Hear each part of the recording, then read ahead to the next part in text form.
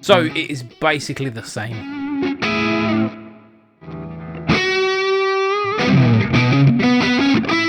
These features take it from home only use to a gigging tool.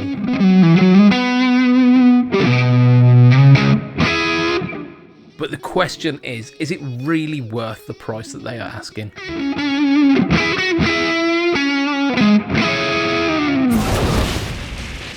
Today we're going to be looking at the Matribox II by Sonicake, which is the second in their affordable multi-effects line. We will of course be comparing it to the original Matribox and looking at some of the features that this one has that the original one lacked.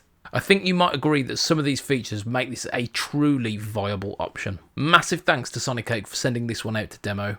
This is not a paid video, but for full disclosure I do get to keep this one at the end. With that being said, let's check out what the Sonicake Matribox II can do. Do you want to give it a try?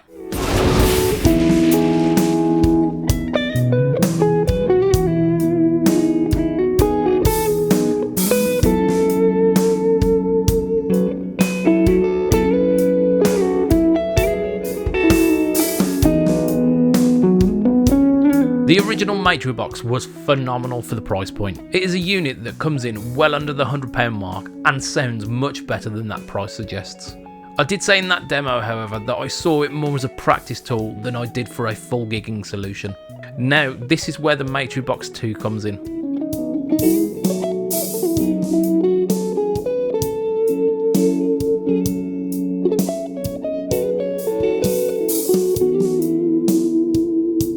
The Matribox II uses the Gen 2 hardware platform.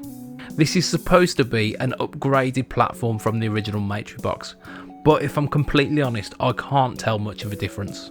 So it's basically the same, right? Well, not exactly. The Matribox II has got 63 built-in amp sims, where the original only had 40. It has got 68 built-in cab sims also, where the original only had 38. Without laboriously reading through a tech spec sheet, the Matribox II is packed full of more choice for you. Like I mentioned in the original demo for the Matribox, the tones in this are not market leading, but they are very usable. If you put it into context, the HX Stomp currently sets you back over £600, whereas the Matribox II comes in at under £200. And honestly, the HX Stomp does not sound 3 times better.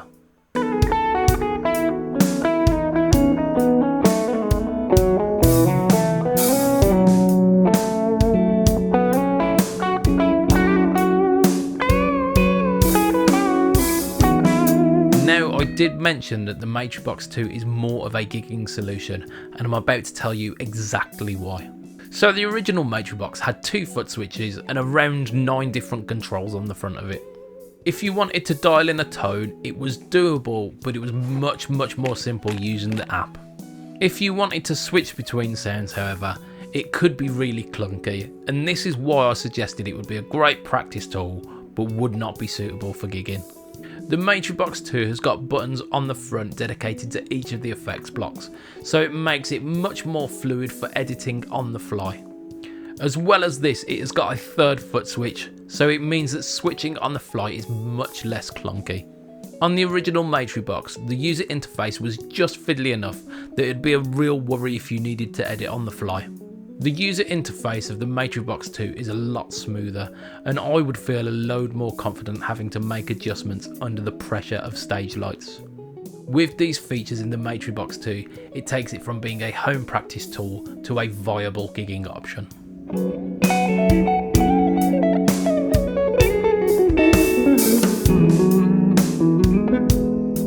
If you are just after the tones and you don't need to be switching between sounds really quickly, the original Matribox is more than capable. If you are considering it for live use, the upgrade to the Matribox II is well worth it in my opinion. Now, there are a few more tricks up the Matribox II's sleeve that I haven't covered in this video, namely the effects loop.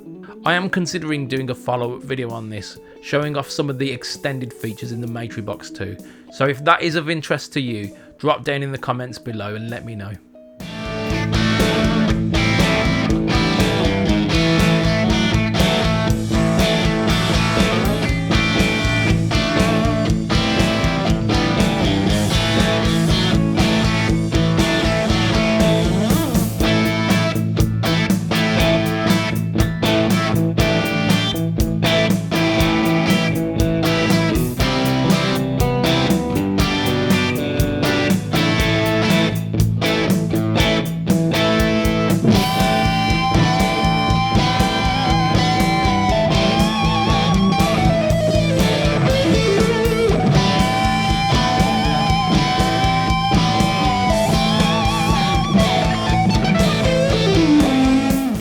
are curious about how the original Matribox stands up, there is a full demo video showing on screen now. If you've enjoyed this video, please consider pressing that like button down there, and if you haven't already, subscribe to the channel. Thank you for watching, and I will see you again on the next one.